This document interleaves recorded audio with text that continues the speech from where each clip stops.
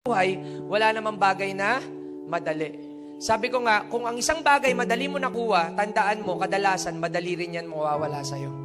Agree? Failure is my teacher. Okay? Tandaan mo, ang isang bagay na palagi kang nasasaktan at palagi kang nag-fail, ibig sabihin, hindi mo nakuha yung lesson. Hanggat hindi mo nalalaman yung lesson, paulit na paulit mong gagawin yung pagkakamali na yun. And may kasabihan, don't expect to get a different result if you're doing the same things over and over again.